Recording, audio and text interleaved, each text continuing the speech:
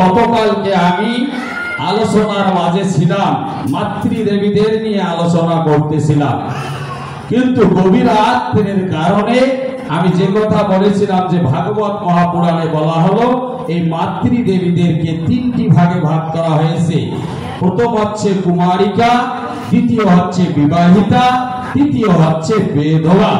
তো আমি মোটামুটি কুমারিকা এবং বিবাহিত মাতৃদেবীর আলোচনা করেছি।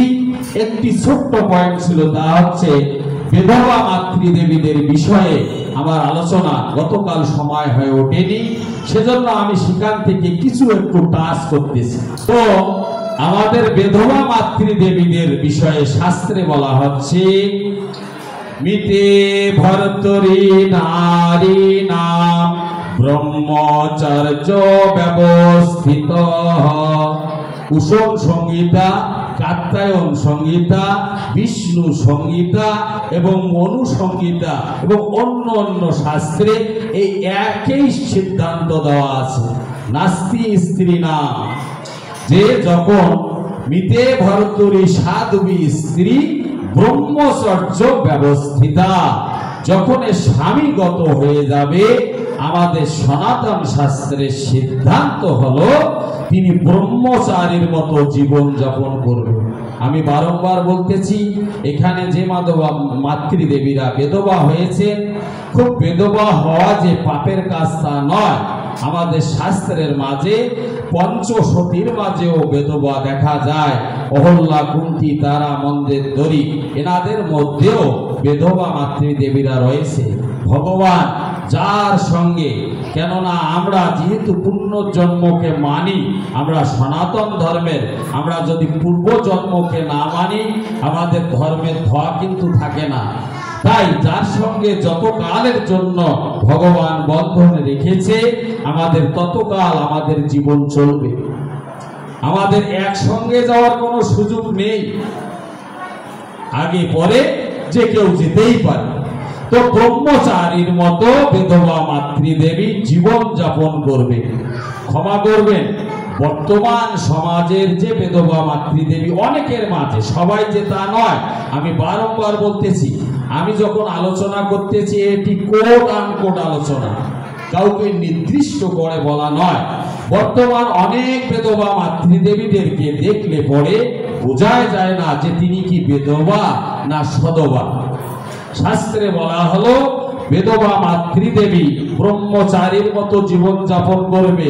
ব্রহ্মচারী যেমন ব্রহ্ম মুহূর্তে স্নান আদি সেরে নেয়, ব্রহ্মচারী যেমন গ্রাম্য কথার মাঝে কম মেশে। গ্রাম্য কথা মানে যেখানে এই মদ মৎস্য এবং কাম, ক্রোধ, লোভ, মোহ এগুলোর আলোচনা চলে, এই জাগতিক কথাবার্তা বেশি চলে, বিধবা মাতৃদেবী ওখানে কম যাবে।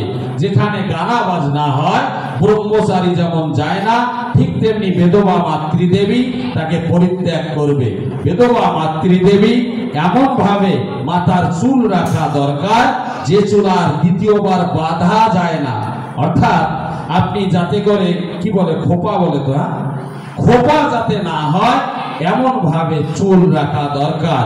বিধবা মাতৃদেবী বাহ্যিক কোন রং, বাহ্যিক কোন প্রসাধনী, বাহ্যিক কোন সেন দ্রব্য আদি তিনি ব্যবহার কম করবেন। আর কি বলা হচ্ছে যে বিধবা মাতৃদেবীর অঙ্গিরা সংহিতার প্রথম অধ্যায়ের 21 নং শ্লোকে বলা হলো মিতে ভর্তুরি নারী নাম নীল বস্ত্র প্রধারয়েৎ ভর্তুম তো নরকম জাতি সা নারী তদান্তরম। খুব গুরুত্বপূর্ণ কথা। যার স্বামী মারা গিয়েছে সেই বিধবা মাতৃদেবী কখনো নীল বস্ত্র পরিধান করবে না। দেখেন, ওনার খুব যে ঠেকা পড়েছে নীল বস্ত্র পরা তা কিন্তু না, জানে না এজন্য অনেকে পরে ফেলতেছে, এমনটা নয়। যার স্বামী মারা গিয়েছে তার অনেক কষ্ট রয়েছে জগৎ সংসারে, এটি সত্য। আর বর্তমান সমাজে যারা মাতৃদেবীরা রয়েছেন একটু মনে মনে চিন্তা করবেন, বিশেষ করে সনাতন ধর্ম অবলম্বী মাতৃদেবীরা কি জানি বর্তমান সময়ে এসে একটু বেশি বেশি বেদবা হয়ে যাচ্ছেন আপনারা। তো কই আগেকার মায়েরা তো এত একাদশী, এত দ্বাদশী, এত তিলক চন্দন, এত উপবাস, এত তীর্থ দর্শন খুব একটা যে আগেকার মায়েরা করেছে তা কিন্তু নয়। কিন্তু এত এত ভগবানকে আপনারা স্মরণ করতেছেন, কি জানি পুরুষদের আয়ু সংখ্যা দিন দিন কমে যাচ্ছে। এ বিষয়েও আপনাদের একটু লক্ষ্য করা দরকার রয়েছে। তত্ত্বদর্শী আপনাদের যে গুরুদেব আছে, স্বামী স্ত্রী উভয়ে একটি সময় করে তাদের সঙ্গে বসবেন, সেই আধ্যাত্মিক তত্ত্বগুলো জেনে নেবেন। কোন কোন কর্ম করলে পরে স্বামীর আয়ু কমে যায়, পতিদেবের আয়ু কমে যায়, এগুলো আমরা না জেনে আজকে বিবাহ বন্ধনে যেমন পিতার বাড়িতেও শেখা হয় না, স্বামীর বাড়িতে এসেও সে সব ভুলে তার মতো তার কালচার মেনে তিনি কর্তব্য কর্ম করতেছে।